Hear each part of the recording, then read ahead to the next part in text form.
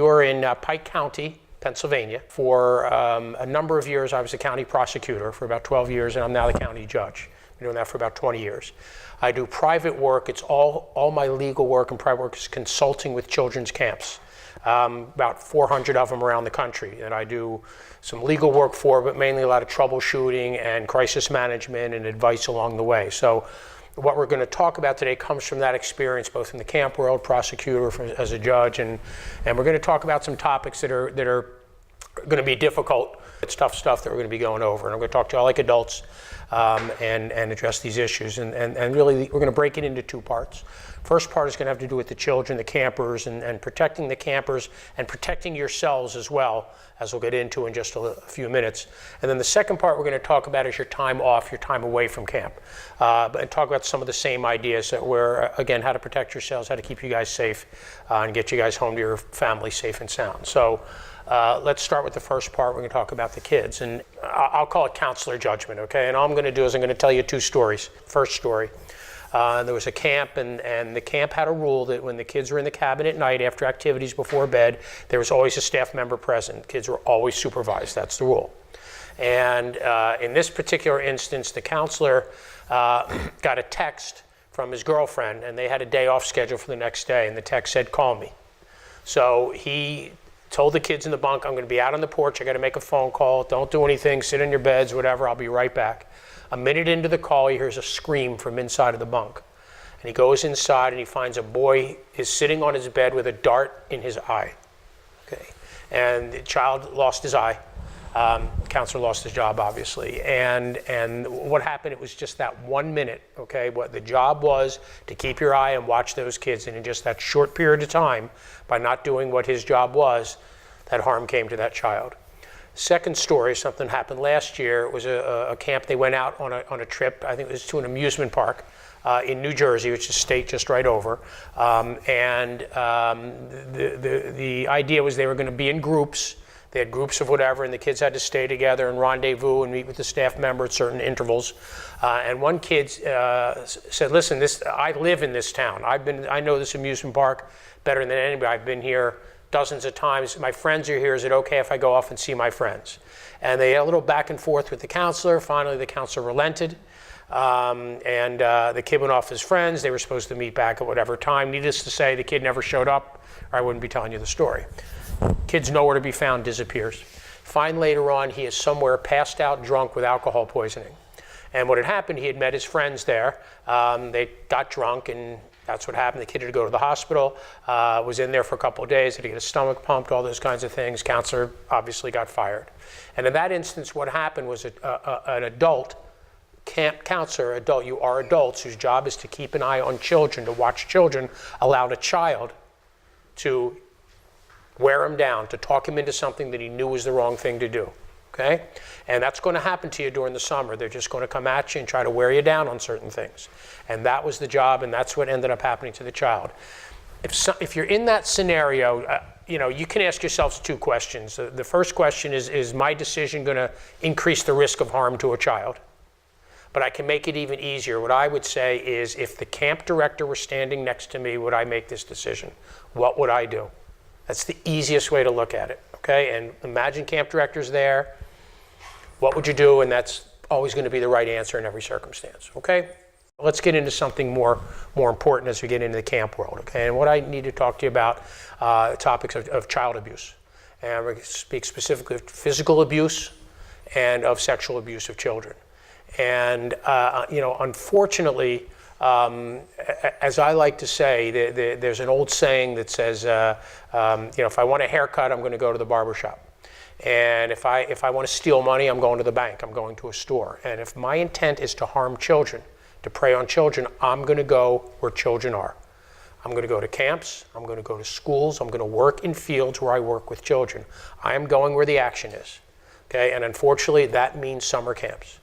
And so we have to, if you're going to work in this field, understand what it is that we're looking for, how to identify signs of children who have been abused physically or sexually, and how to identify perpetrators. Okay? What are the tells? What are the signs that show to us that somebody intends to harm children? What is it that they do? How do we spot them? And then, for your sake, what is it that we do when confronted with that? Because there are certain legal obligations that you have. You are professional caretakers of other people's children for the next 8 weeks. Okay, it's the most important job you're probably ever going to have. And in that role in Pennsylvania, you have legal obligations that you must comply with when you suspect that a child is being abused or suspect that abuse is going on.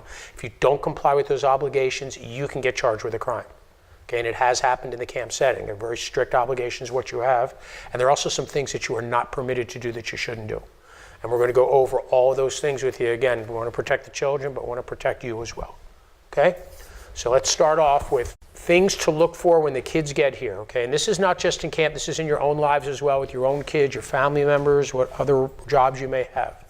Signs of children who have been physically abused. The two that I would point out are the most significant signals of children who have been physically abused. That is one, a child who tries to hide her injuries. Okay, most kids are very proud to show you their bruises, their boo-boos, their scars, okay, and want to tell you about it, want to show it to you. A kid who hides an injury, okay, is hiding something, okay, and what the likely hiding is how they got hurt. Okay, look, kids get black eyes and they get scars and they get burned, you know, stuff happens to kids all the time, and the vast majority of the time that's fine, that's just being a kid, but sometimes it isn't. And kids who hide their injuries, go out of their way to hide their injuries, that's one identifier. Second one, kids who lie to you about how they got their injuries. And it's pretty easy to tell when a kid is lying. I'm going to hope you'll be able to figure that out. But a kid who lies. Why would a child lie to you about how she got hurt? Unless she's trying to protect someone, or possibly she was involved in something that she shouldn't have been involved in as well. Children have been sexually abused. I would look for, beyond the obvious, I would look for two things. Children who are overly interested in, infatuated with sexual matters inappropriately for their age. Okay, it's one sign that a child is being exposed to it. And again, it obviously as the ages get older, it's a little bit different measurement.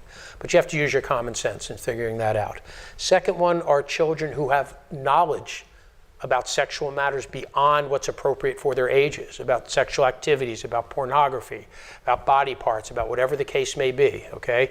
These are signs that a child is either being abused or is being exposed in an environment where abuse of some sort is going on, okay? Even if it's forcing children to watch pornography, okay? So keep your eye out for those kinds of things when the children arrive. Early on in the age, you'll notice it right at the beginning. Okay, I'm going to tell you one other thing while we're on that topic. Likely at some point, especially as the kids get older, they're going to ask you and talk to you about sexual matters. Okay, it's just inevitable, it's going to happen. You need to shut that down the moment it comes up. Okay, because they're going to ask you, I'm telling you, have you done it? Who'd you do it with? Are you gay? Are you straight? When you doing it? Who? When? They're going to ask you, I am telling you, okay?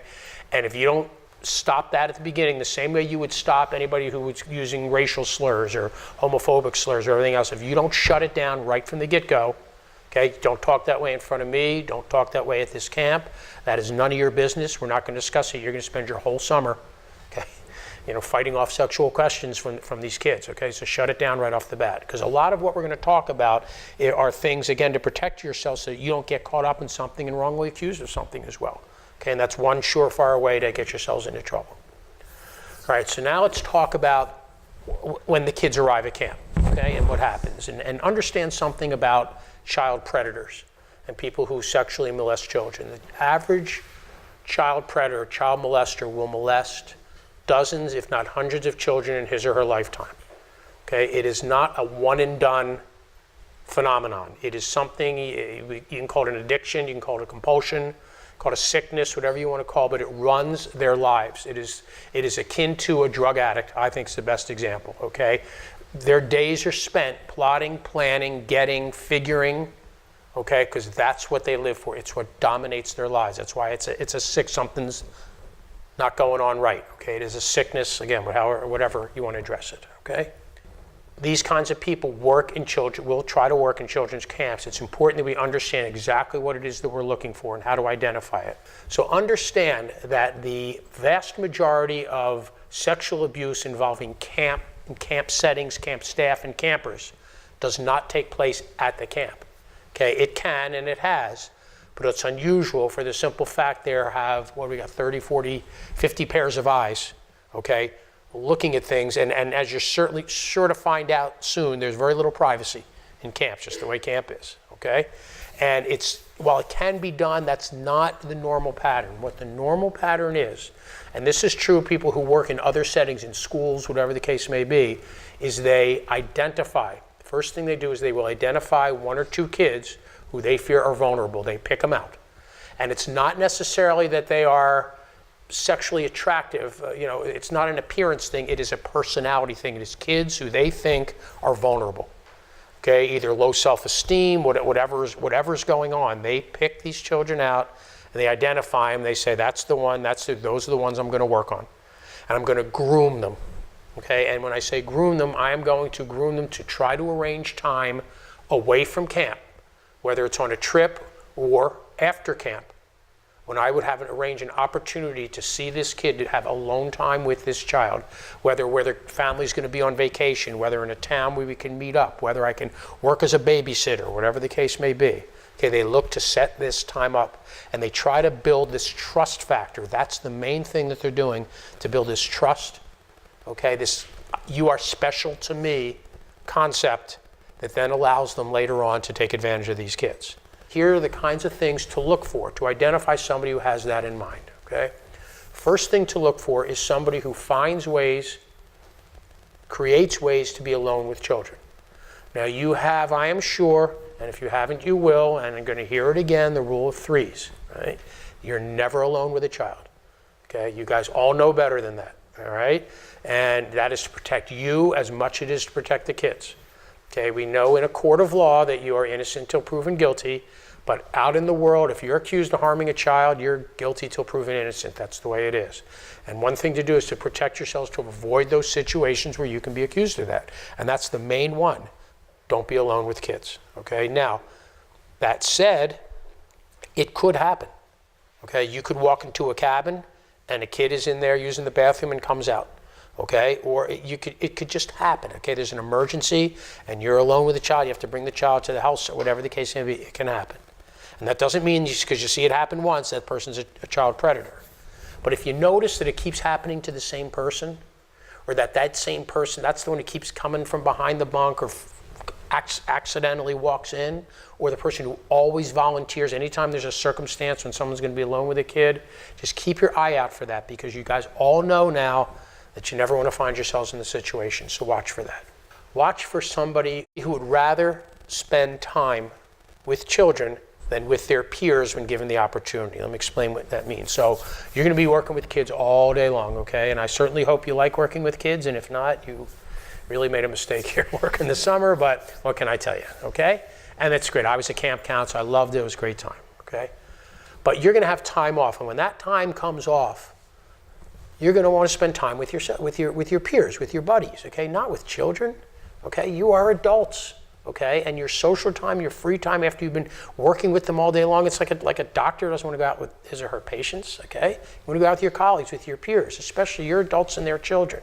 Somebody who would rather be, you guys go ahead, I'll stay back with the kids. You guys go play ball or go out to the lake, I'll hang back with the kids. Don't worry about it, okay?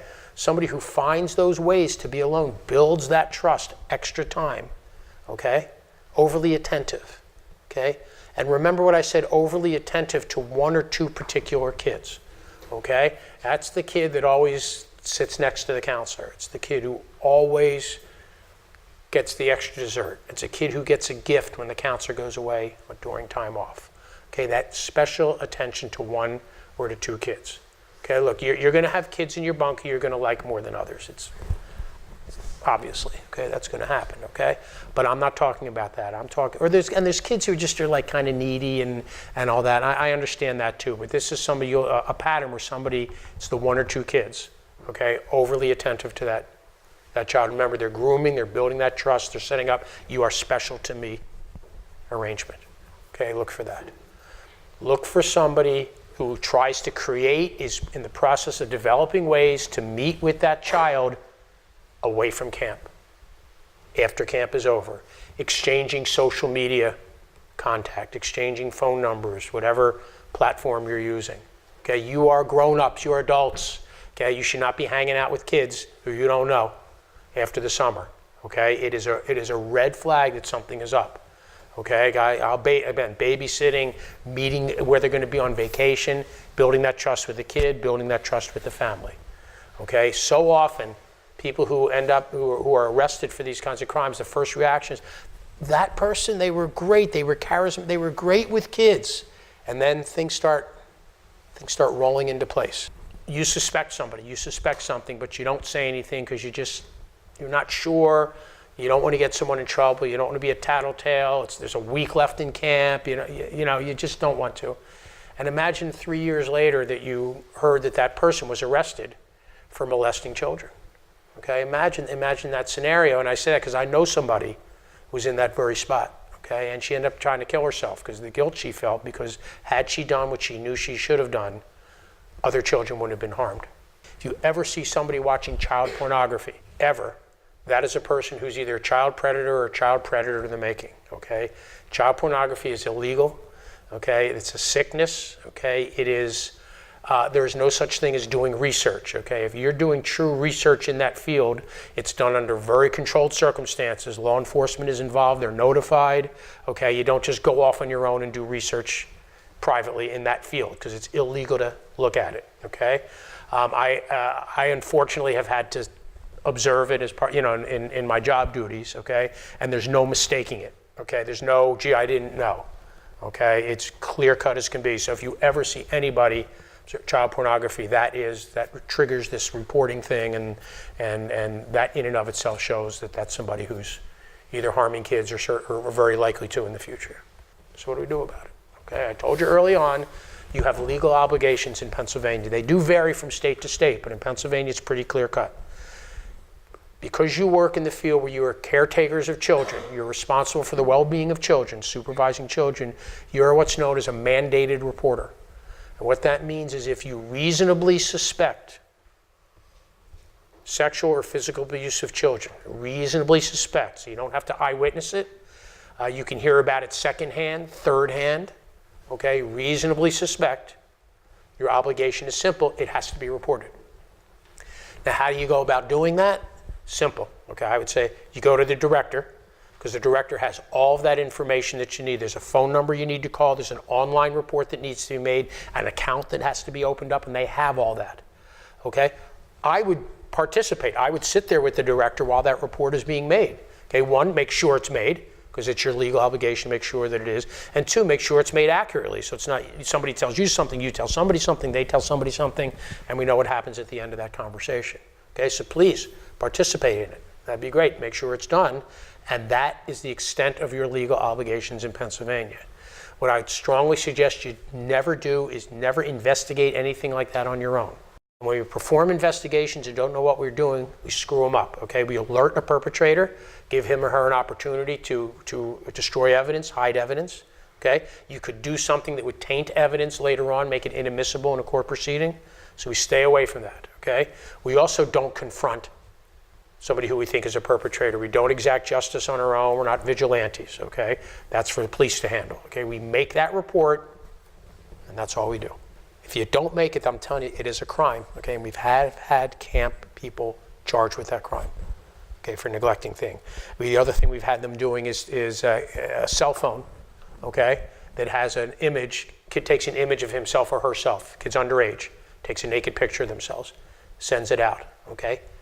2 crimes have been committed, okay? Even though you took a picture of yourself, you've created child pornography. And by sending it out, you've disseminated child pornography, even if it's to your boyfriend or girlfriend, okay? 2 crimes, 2 felonies, okay? So if you destroy that evidence or get rid of that evidence, what have you done? You've obstructed justice. You've tampered with evidence. Okay, you can't do that, okay? Understand, we don't want you getting in trouble for what somebody else did, okay? Now, this is a letter that was written to a newspaper columnist, an advice columnist, many years ago, and it was saved and it's been passed around. It's used by people in this field to understand. I'm going to read it to you. It'll take me about a minute, and then we're going to talk about it a little bit, okay? So just bear with me while I read to you. This letter is titled, "A Child Molester is Never Cured." Dear Ann, I am a child molester. You would never pick me out in a crowd. I look just like everyone else. I could be your next door neighbor, your best friend, even your brother or sister. I do everything in my power to disguise my identity. There is no way you would know I take advantage of children unless I told you so. I am currently undergoing treatment. Until I went to get professional help, I had no idea how much pain and suffering I had caused. The pain I was responsible for does not go away quickly. It will last throughout the victim's lifetime. I will be a sex offender for the rest of my life. I cannot control my impulses. When you leave a child alone with me, you are leaving the door open for me to molest again. It is simply to satisfy my warped sexual urges. All I want is an opportunity. To keep your children at minimal risk with a person like me, first and foremost, never leave your children alone with a sex offender, no matter how hard he tries to convince you that he is cured. There is no such thing as a cured child molester. Keep your eyes open for anyone who seems to be overly attentive to your child or is treating him or her to special favors. We are masters of concealing our identity. Beware. And it's signed Mr. Anonymous from Anywhere. Now, I read that letter to you for two reasons. One, just to emphasize, reiterate what we're talking about, this pattern, this compulsion, okay, that exists in people who prey on children in this matter. And the other reason I read it to you, and I just ask this every camp I go to, okay, is if this letter describes you, if this is you in this letter, if you came to camp for this reason, okay, to harm children, you need to leave. Okay, you need to leave before you harm one kid, and you really need to leave because it's not going to work. Okay, because now everybody here knows what to look for and will know what you're up to when you try it. Okay, so if that was your reason for coming here, all you need to do is leave. People leave during orientation for all kinds of reasons. The job was not for them. More responsibility than they thought. They're homesick. They miss their boyfriend or girlfriend. There's something going on at home. Grandparent died, got sick, whatever the case may be. That's all you need to tell the director. Okay, there'll be no questions asked, and just leave, because I'm telling you it's not going to happen here. Okay? So what do you do if a kid comes to you and wants to talk to you about something like this? I mean, a kid comes to you, whether it's here or elsewhere, and says, I need to talk to you about something private. The likelihood is it's going to be something, having a spat with somebody in the bunk, there's something going on at home, whatever the case may be, okay? And you'll deal with it, but it might be something worse than that, more sinister than that. A child may come to you in that regard. Whenever a child comes to you in this setting and says, I need to talk about something privately, okay, all you need to do is take the kid away from that group, far enough where the sound is private, but you can still see the other children and everybody can see you. And the child tells you something about that somebody's harming her. Whether it's at camp, could be another camper, something going on at home, whatever the case may be, or maybe that they're thinking of harming themselves or harming somebody else. Okay? What is it that you do? First thing, always keep in mind, never make a promise that you won't tell. Kids will oftentimes say, I'm going to tell you something, promise me you won't tell anybody. Can't make that promise. Okay? Simple reason is I just told you, you may have to tell. Okay, now here you got some kid comes to you looking for help, and the first person they come to for help breaks a promise, lies to them. So don't make it, okay? They'll likely tell you anyway. If they don't, then you can say, listen, I can't promise you, I may have to say however you want to handle it, but if they don't come to you, just let the director know what happened, and we'll keep an eye on that child, just to make sure everything's okay. But, so they tell you something about their being harmed, something like that. What do? Okay? Yes, ma'am. Tell them you believe them, okay? We're going to go through a 4-step process that we're going to go through with them, okay? And the first thing is you tell them is, thank you. I am glad you told me. I am glad you came to me and told me. Second thing you tell them is, I believe you, okay? Because what happens with kids who are victimized like this, they may have tried to tell somebody before, and they're sloughed off. Stop talking that way about Uncle Johnny, okay? Stop talking that way about so-and-so. Stop talking, she would never, they just, nobody believes them. And when a kid tells you, by the way, that he or she intends to harm himself, herself, or somebody else, you believe them. I don't care in what context they tell you that, you believe them, okay? Next thing that you do is you tell a child you have done nothing wrong.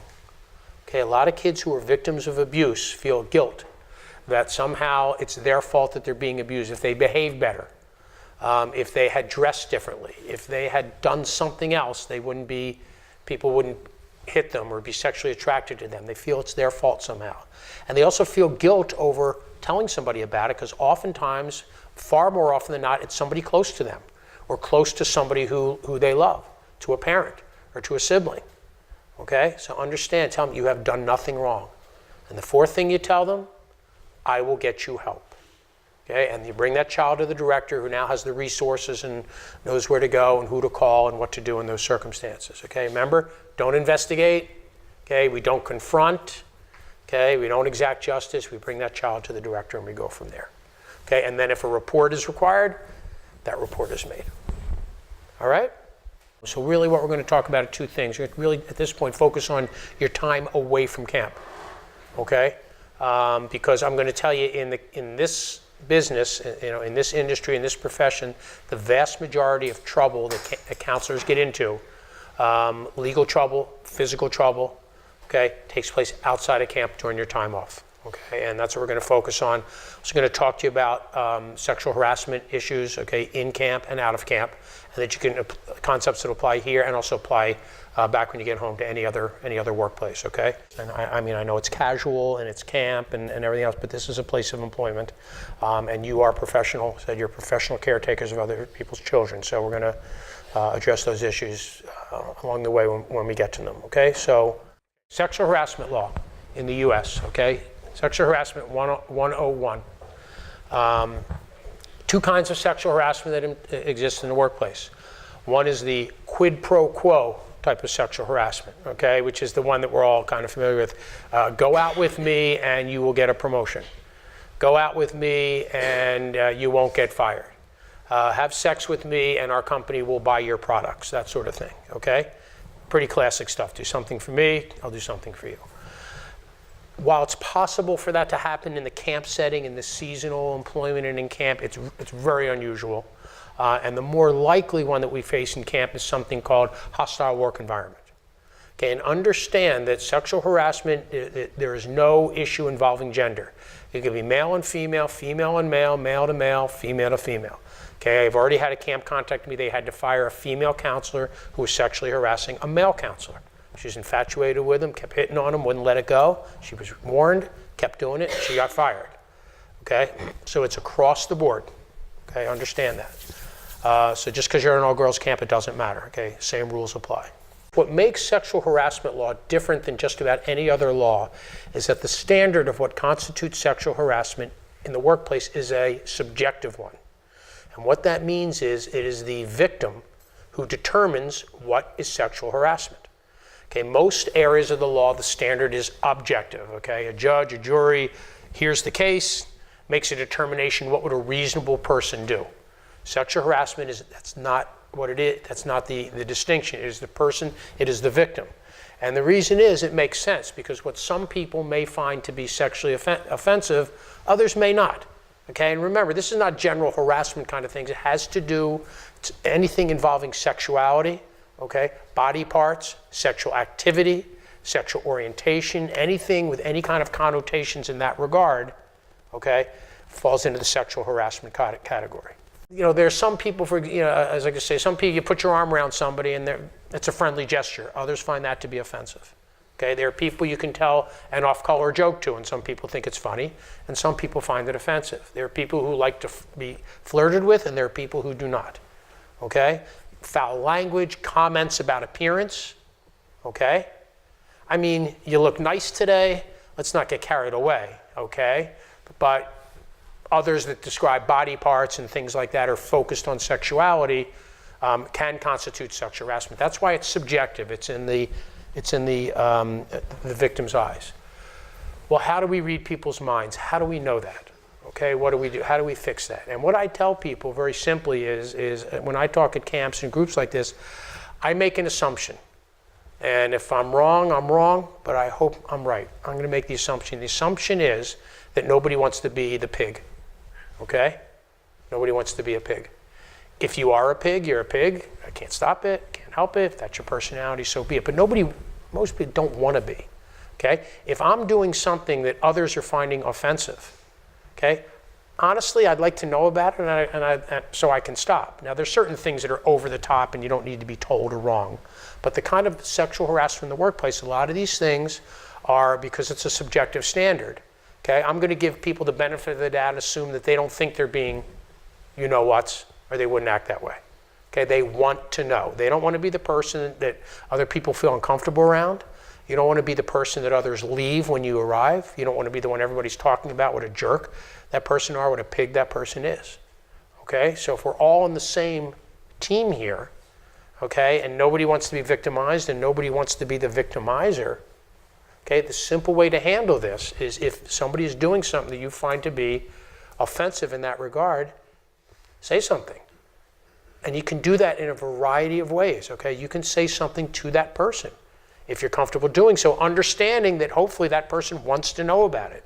Okay, you're helping them. You're doing them a favor by letting them know that, because they don't want to be that pig, okay? And if you're not comfortable doing that, speak to the director about it. And the director can speak to that person, okay? Now, if that conduct keeps up, somebody's going to get fired, okay? But for those kinds of things, you got to give somebody an opportunity to let them know about it, okay? And again, if you're not comfortable doing that, you let camp, and they can deal with it as they see fit, okay? But we can't stop it unless, because it's subjective, can't stop it unless we know about it. You have a legal right and you have a moral right to work in an environment where you are free, okay, where you're not afraid, where you don't have to look over your shoulder, you don't have to put up with that nonsense, okay? It's not, no, put up with it kind of thing. That's not the case, okay? So understand that. I'm sure that's the case here.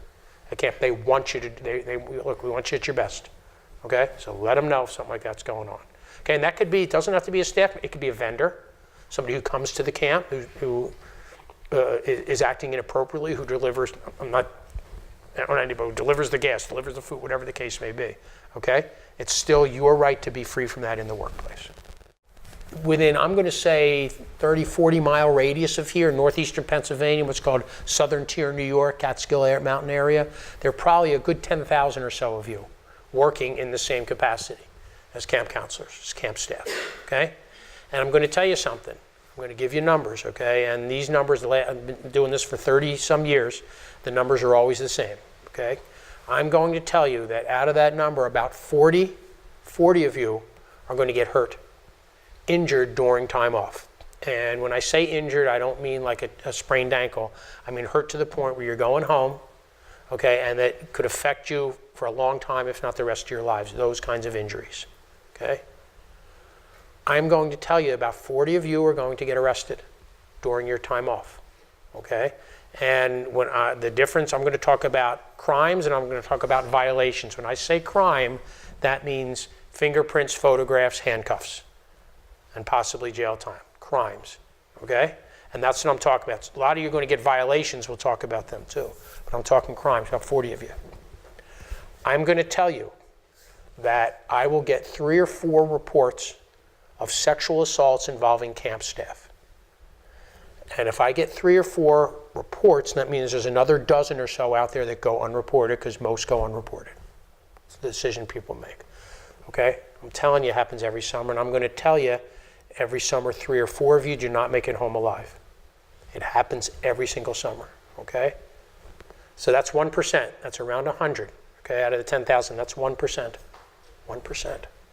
Okay, and when there's camps where there's like 300 staff members, I like to say that's 3 of you, okay? And it could be 1 of you or 2 of you, 1%. And what we're going to talk about the next 20 minutes or so is how to avoid that, because in just about every instance, it was avoidable. All avoidable, okay? Almost every time, if you just follow a couple things, a couple of ideas, okay? That's really it. So idea number 1, we talked about, and I gave you a little hint when I asked you about who had a car, but it's no secret, the injuries, the deaths are most likely going to take place in car accidents, okay? And it's pretty simple. Anybody here grew up in an area like this, a rural area, back roads, and sure, you can raise your hand, okay? Texas lady, anybody? Yeah, gotcha? Okay, so good. So what I'm going to say, I'm sure you've heard before, okay? When you were driving. In areas like this, the traffic fatalities, percentage-wise in terms of accidents, are high. Understanding that the leading cause of deaths, of fatalities and serious injuries in car accidents is what? not wearing your seatbelt, okay? I know you all know that already, but I'm telling you, 80%, okay? I mean, we'll talk about speeding and missing deer and all this and drunk driving and all that in a minute. 80% of traffic fatalities and serious injuries are avoided if you wear a seatbelt.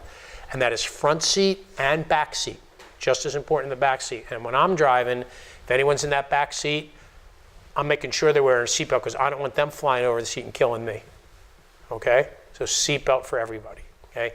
The science of it is pretty simple. If you don't have a seatbelt and you hit a tree, okay, and you have you go flying into whatever's in front of you, okay, and your insides go flying at that speed, that same 40, 50, 60 miles an hour, okay, and they hit your rib cage and they explode. They just rupture, okay, and your heart separates from your aorta, okay, other organs, okay, they basically explode. And you ever hear the expression blunt force trauma? That's what we're talking about, okay? And that's how most fatal car accidents in areas like this take place. Or you can get ejected, get thrown out of the car. I told the story before. Near my house, a young lady was driving. Oh, her car just tipped to the side. She took a turn fast, but that was it. But she had no seatbelt on. Her head went through the window, came out, and the car crushed her head, and she was killed. Okay, completely avoidable. We probably would have had a scratch. Okay, so understand that. Okay, so I mean, really, that's half of all we could talk about. Okay, now. Say, now what's the leading cause of accidents? Texting, alcohol, driving too fast. We all know that. We're going to talk about drunk driving in a few minutes, okay? What's the most dangerous animal in the United States? Deer, okay? More people are injured or killed because of deer than any other animal in the United States, okay? And obviously it's going to happen during traffic accidents, okay? And understand when you're driving in areas like this and knowing that's the leading cause of accidents, okay? Two things, please drill into your heads. Do not swerve your car to miss an animal in the road, okay? Do not swerve your car to do it. That's what causes the majority of accidents here, okay? Slow down, do what you gotta do, but avoid that reaction, okay? Okay, this is an animal, it's not a child, okay? But they act like children, which we're going to talk about in a few minutes, okay? But understand that. I laugh. We have 1 million plus deer in Pennsylvania, okay? You take one out, we'll get over it, okay? We really will, okay? But just drill that in, okay? One other thing, by the way, along those lines, if you are in an accident where your car is disabled, okay, and you need to get picked up, even if you're not injured, you must contact the police. You must contact 911 and let them know that there's a vehicle on the side of the road that was in an accident and that you're safe. Reason being, if they don't get that call and they see that vehicle, they have to send a search party out to look for you. They don't know if you're wandering through the woods bleeding to death. Okay, if you don't do it, it's going to cost you a lot of money, okay, in fines. They take that very, very seriously. Just understand that, make that call. Let them know, okay? So we're not going to swerve to miss deer. Understand that if you see a deer on the side of the road, so they act like children, drive as if you would if you saw a bunch of young kids playing on the side of the road. Slow down, okay? They love running out in front of cars. They love running into your cars, okay? And if you see one deer run across the road in front of you, good chance is there's another 2 or 3 running behind. It's just the way it works. So you see one, doesn't mean you're off the hook. See a deer run across, just assume one is coming because they usually are, okay? Speed-wise, you know, what can I tell you? I'll give you one tip. You will see signs on some of these roads, and they are bright yellow signs with a black chevron, a sideways arrow pointing that way. They mean, when you see those signs, they mean business. Those are fatality areas. There's either been a fatality or engineering study has determined a likely place for fatality, okay? Those signs mean business. When you see them, just slow down, okay? So really, the only other place where you have fatalities in this instance are drownings. And drownings with adults, unless there's an underlying medical issue, are almost always will take place in moving water. Okay, and that means lakes, it means rivers. Okay, and I'm going to tell you now, you will read a story or hear one if you hear local news, somebody will drown trying to swim across the Delaware River this summer. Because every summer somebody does, okay? Usually more than one. And beer is almost always involved, and life jackets are never involved. If you are going to swim in moving water outside of a designated swimming area and you don't wear a life jacket, you are insane. Okay, even the Delaware River, which is a slow meandering river, has a current. You just can't swim across. You can't do it. I'm telling you.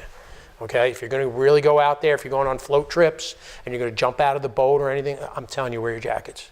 Okay, it's your call, but kayaking, I mean, you're kayaking it, you're crazy if you don't. Okay, moving water. Underneath a waterfall, okay, unless it is a marked designated swimming area, never swim beneath a waterfall, okay? Water gets aerated when the water comes down, fills with air, and the water gets light, okay, because it has so much air in it. The reason we float on water is we're lighter than water, okay? If water is aerated enough, we become heavier than water. It's like a rock. We cannot stay above it. And we have unfortunately lost gang of camp counselors in that circumstance, okay? So anytime waterfall, just here or anywhere else in life. Now, if it's a designated spot, that's fine. That means it's already been checked and it's safe, okay? So let's talk about arrests, okay? Leading are going to be alcohol related, okay? Just like anywhere else, okay? Drunk driving mainly. Here are the rules, okay? Internationals, you raise your hands again, please, I'm sorry, okay? Welcome to the United States. If you're under 21, you cannot drink, okay? Letting you know, I'm sure you know that already. That's the rule. Good or bad, that's the rule here. If you are 21 or over and you are driving a car and you have a 0.08 blood alcohol content, and that's the same in every state, 0.08, you are a drunk driver. If you have any illegal drugs in your system and you are driving a car, you are a drunk driver. So if you smoked pot 2 days ago and that THC shows up in your bloodstream, if they do a blood test, you're a drunk driver, okay? And that stays in your system a long time, by the way, about 30 days, marijuana. If you are using lawful drugs, over-the-counter or prescription drugs, but the combination with other drugs, or you took too many, or you had a beer along with it, makes you too loopy, you're a drunk driver, even though everything you did, every drug you took was a legal one. Okay? If you are a drunk driver and you are not a Pennsylvania resident, and you get arrested in Pike County, where you are, they will take you to jail, and you'll stay in jail overnight, and then they're going to call the judge in the morning. Okay? I've been the on-call judge the last week. Tonight's my last night. I don't know if you're going out tonight, but if it happens tonight, you're going to see me tomorrow morning, okay? And then I will set your bail. And based on a whole host of factors, make that determination, and hopefully somebody will bail you out the next day. Okay, so you're going to spend at least a night in jail. You might spend more time in jail if, depending on what happened, obviously if you have a prior record, penalties go up. If you injured somebody, there's a mandatory 4-month minimum jail sentence in Pennsylvania. If you kill somebody, there's a mandatory minimum 3-year in the state penitentiary jail sentence for a DUI homicide. Okay? The judge can give you more time, cannot give you any less by law. We have had that happen to a camp counselor, from Ireland, spent 3 extra years here. So a fatality, he was the driver. The owner of the car was the passenger. They had an accident, she was killed, he was driving 3 years. Okay, you will also lose your license for a while. You'll get fined quite a bit. Basically, it's about a $10,000 hit, is what they used to describe it, between lawyers, fines, reinstatement fees for your driver's license, probation, supervision that you have to pay. You have to visit your probation officer. They give you a cup once a month, you got to pee in it, and they check it, make sure there's nothing in there that you're not supposed to do. It's a real mess. You don't want to, tell you, even if you don't get more jail time. And they take it very serious. There's no such thing anymore as getting a ride home, okay? If you're under 21 and you have 1 drink, because it is illegal for you to drink at all, under 21, 1 drink, driving, you are a drunk driver. Okay, understand that. If, by the way, and when I say driving, I mean if you are in control of a motor vehicle, and that means if the key's in the ignition and you are in the driver's seat. If you ever find yourself in a situation, hopefully you never will, but if you do, where you feel the need to go up, pull over and sleep one off, as it were, okay, take the keys out of the ignition and climb into the back seat. Okay, so if you're sitting behind the wheel with the keys in there, that's considered control of the motor vehicle. Okay, understand that. All right. If you are under 21 and you have a drink, that is underage drinking. Now that's a violation, it's not a crime. or it's $400 and some in fines, and if you're a U.S. resident, you lose your driver's license for a couple of months. And listen to this, doesn't matter where you're from, the police have to call your parents. Even though you're an adult, believe it or not, they have to call your parents. That's the law. Okay, I assume you're going to get fired, I would assume, okay, as well. And you have to find a way to get yourselves home, okay? Fake ID, $600 and longer driver's license suspension. If you buy alcohol for somebody who is underage, you're 21, and you buy alcohol for someone underage, or you let them use your ID, okay? That is a crime. Remember difference, violation, crime. That's a crime. Fingerprints, photographs, handcuffs, okay? Just as important, if something happens, if that underage person commits a crime or gets hurt because of her use of the alcohol that you provided, now that comes back to you. You caused the DUI. You caused that kid to walk off a cliff. Okay, all that comes back to you because you got the alcohol for them, okay? And they will rat you out in a heartbeat. I'm telling you, don't believe them, okay? They will rat you out. I've never seen a 19-year-old not, okay? So if someone asks you during the summer, just remember what I told you, what the rules are, and that you do what you want, okay? Like I said, you're adults, but that's the risk that you take.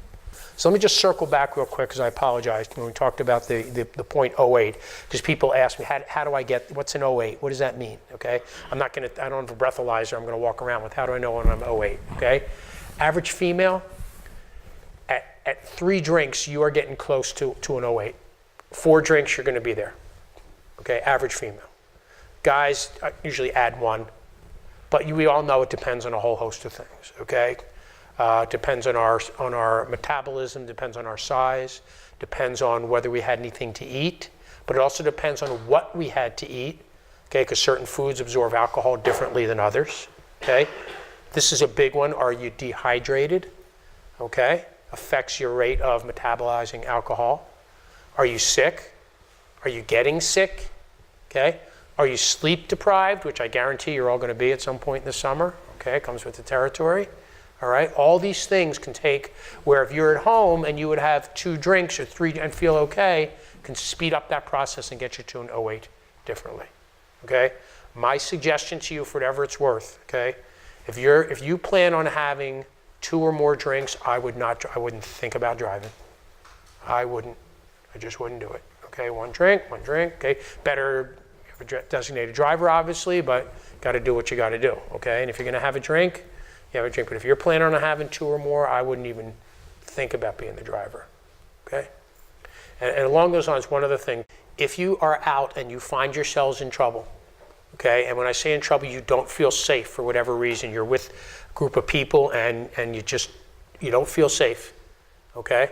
Whether it's people from another camp, whether it's local people, whether it's somebody at camp, or you don't feel safe because the person who's driving you think had too much to drink, whatever the scenario is, you don't feel safe. If you call, they'll get you back to camp, okay? They'll get you back here somehow. I don't know if there's a consequence. That's a different story, okay? I don't know. That's camp's business. But I know someone will come get you and get you back, okay? And by the way, when you are driving out there, okay, if you are, and this is true anywhere, if there's an unmarked police car that tries to pull you over while you are driving, in Pennsylvania, a police officer cannot issue a traffic citation unless he or she is in full uniform, okay? They can be driving an unmarked car, but they have to be in full uniform. If there's an unmarked car and you're not sure if that's a police officer or not, what you should do is call 911. Real simple, okay? And ask. Say, I'm on such and such a road, there's somebody behind me, is that a police officer? They'll let you know, they know where they all are, okay? And if it is, fine, you act accordingly. Okay, if it's not, or if you can't get through and you're not sure, put your flashers on, your 4-way flashers, go nice and slow, and whichever is closer, go to camp or go to the nearest public place, okay, before you stop and get out of the car. If it's a real police officer, and chances are it will be, but if it is, they'll know what you're doing, okay? Because if you drove that way with the flashers and you come back to it, they'll understand. You won't. It's not like you're trying to flee or elude a police officer. They'll follow you back nice and slow and you explain it. They'll get it. Because they told their kids the exact same thing I'm telling you. Okay, a couple other things real quick. I want to touch on drugs. Okay, I said about drugs and driving. The way I would say it is there's no such thing as a small drug bust up here. Okay, they don't take it and throw it out and send you home. Okay, it is a crime. fingerprints, photographs, okay, crime, even a small amount of marijuana. If you have more than an ounce, there's a presumption that you intend to sell it, and the charges get more serious, okay? What I will tell you is if you bought pot up with you, bought weed with you, get rid of it. If you have it in your car, wherever it might, get rid of it. Because if you get caught with it, obviously you're going to lose your job, but more importantly, you're going to get arrested for it, okay? If you have a medical card, still illegal, Pennsylvania. If you have a Pennsylvania medical card, I assume camp's still not going to let you smoke marijuana, which is their right. It's a whole complicated legal constitutional issue with federal law and state law and all that kind of stuff, okay? But if you have a card from somewhere else, you're from a state where it's legal, it doesn't matter, okay? It's illegal here, and here, very illegal, I guess is the best way to put it. Okay, real quick thing about trespassing, okay? Private posted land here, when I say posted, there are no trespassing signs, posted private land, people take their property rights very seriously in rural areas and areas like this, okay? And you got to understand, there are people who have 10, 20, hundreds of acres, okay? Police response in this area is slow, okay? You have state police patrolling the entire county with the exception of Milford, Pennsylvania, which is a town, has its own little police force, okay? Everywhere else in Pike County, state police patrol the entire thing, okay? If somebody is on my property that intends to be ill, I don't just call the police and wait for them to come up. I got to take care of business, okay? And I'm just telling you here, it just, it's a bad scene, as it were, okay? So stay off private property. There are literally, you're fortunate, half of this county is publicly owned land, state or federal, parkland, hunting land, but there's no hunting season in the summer, so you don't have to worry about it.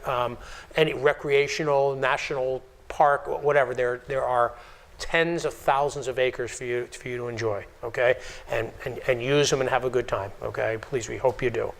Okay, as far as alcohol use or anything, fireworks, ATVs, anything, all the places are posted as to what's permitted and what's not permitted.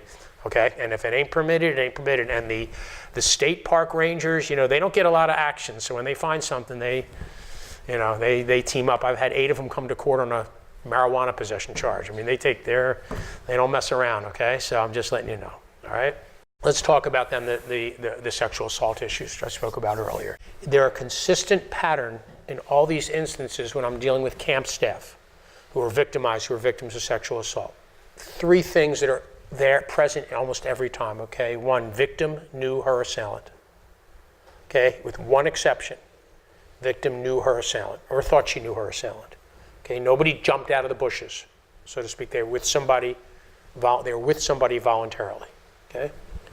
2nd, alcohol and or drugs are almost always involved, no kidding, okay? Not every single time, but just about every time. And 3rd, in every instance, the assault took place at a location where help was not readily available if needed. If there was cried out for help, people weren't going to hear you. A room upstairs in a house, a hotel room down the hall, car driven off, back in the woods, okay? And the perpetrators know this. They do this intentionally, okay? A location where help was not readily available. Now, the last 2 are obvious, okay? The first one is interesting, okay? And again, sexual assault, I have male and female, female and female, and male and male. It doesn't matter. The law is the same. Okay? No means no. Consent is consent, and it doesn't matter. Okay? We're going to talk about those issues in just a minute. Okay? But that first issue is what's tricky here, because you're meeting people from different parts of the country and different parts of the world. Okay? And when you go out, you're going to be meeting people from other camps. Okay? You're going to be meeting people from local people. Okay? And signals get crossed. You grew up in a certain area. You have an antenna. You develop that. Okay. I mean, I have 3 daughters. They all have antenna. Okay. They kind of, you get that feeling. But when you're dealing with people from other cultures and other parts of the country, the signals get a little mixed up sometimes. Okay. Throw that in with the short, intense period of what camp is. Okay. And it's like freshman year of college, where the majority of sexual assaults in college take place in the freshman year, because everything's just swirling around and everything's crazy. Okay, it's the same scenario here. So I'm telling you those things, and I'm telling you where the danger spots are, okay, and how to try to avoid them. I'm going to make a suggestion to you, okay? And when I'm and I do something similar, even at boys' camps and at co-ed camps for everybody, because it's a twofold thing that you need to do, okay? Keep you from being a victim and to keep you from being a victimizer, okay? And that's this. I've told you you're in an area, okay, that is a dangerous kind of scary area. You know what I say, if there is somebody who is passed out unconscious, and you have sex with that person, you've raped that person. We agree? That's a rape. That's easy.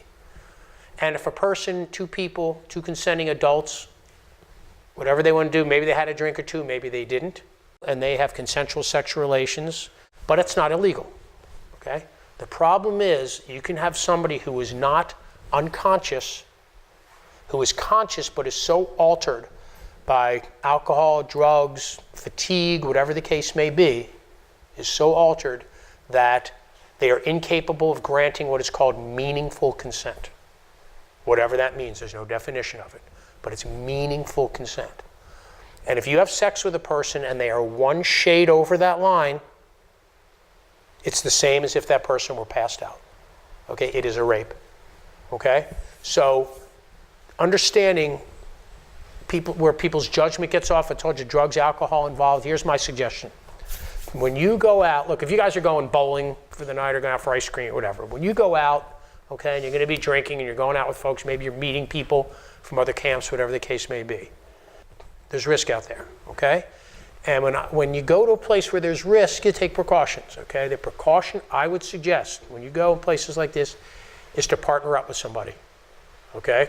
You know, say a buddy, like kids in the pool, but you have a watch your backside partner. There's somebody there who you trust, who's going to tap you on the shoulder and say, hey, you just met this guy. That car, what if something happens, okay? Don't do it. You're too drunk. You had too much to drink tonight. Not tonight, okay? For whatever the case may be, to avoid you from being both a victim and a potential victimizer, okay? Have a partner when you go out there. You're going out in a risky neighborhood, so to speak. Don't go it alone. All right, so that's a lot, okay? A lot of stuff here. Any questions, folks? Yeah, good, because we want to get this stuff right. Yes? And what do you do if you do get pulled over? If you do get pulled over, what do you do? That's a good question. So what should you do if you get pulled over? Here's what I tell everybody, okay? And this is just to avoid trouble. And also, this is, a happy police officer is a kind and more forgiving police officer, right? So what do? Okay? Show your hands, okay? Put your hands up on the steering wheel. You pull over to the nearest safe place. If it's nighttime, put that dome light on, okay?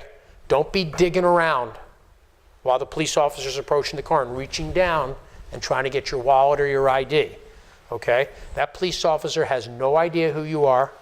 They don't know if you just killed somebody. They don't know if you have a pound of heroin in the car.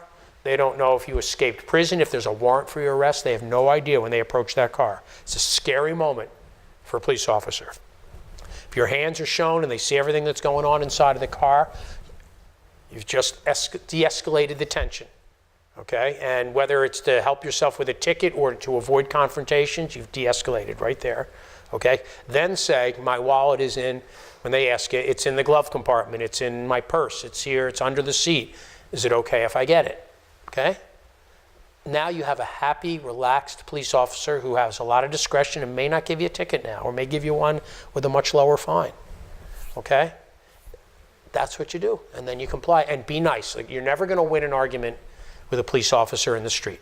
Okay? You're not going to win an argument with me in court. Okay? I hold the upper hand, and in the street, you're not going to win an argument. It doesn't mean that if you think you're right, that you have to just pay a ticket. You have a right to have a hearing in front of a judge, explain your position, ask for a break, okay? And if you were polite and civil and all that in dealing with the police officer, the likelihood of getting a break, meaning a lower fine or no points on your license or whatever, is increased significantly, okay?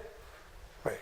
Yes? Could you speak a little bit about the repercussions for a 21 or older driver who has kids in the car who may have open containers or containers? Yeah, it's a good question. It gets confusing because the law says it is illegal to consume, possess, or transport alcohol if you are under 21. Technically what that means is if you are 19, okay, and you have a case of beer in your car and you're the driver, you're transporting it, okay? Now, and everybody else in the car is 21. Now, some police officers will say that's fine, and some police officers may say that's a crime. I'm sorry, a violation, okay? Underage, because you're transporting it, okay? So if you're in that situation, and even though it's not yours, you're kind of transporting it, okay? That's all I can tell you. You got to be careful with all this stuff, okay?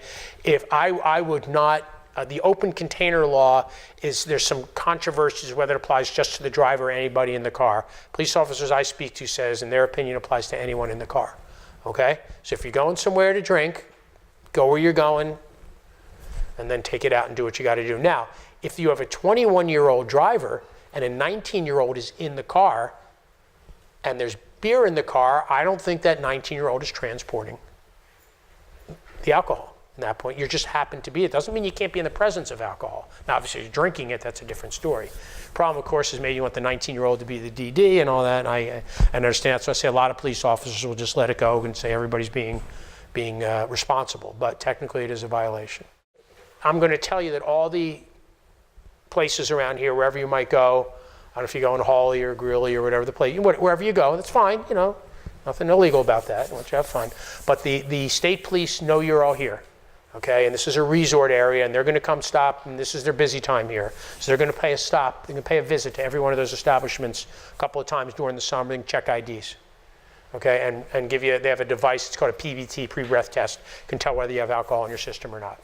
Okay, and they're going to check that, and they're going to see if you're underage and you're drinking. They're going to check the IDs, make sure they're all legit. Okay, and they'll whack you. Okay, if you're there, no doubt about it. So just be careful. They will stop by all those places a couple of times during the summer. Okay? All right, any other questions, folks? Okay, so look, any of you want to get married during the summer, you give me a call. Otherwise, I don't want to see you until the summer's over. Okay? We're all done. Have a good, safe summer, guys.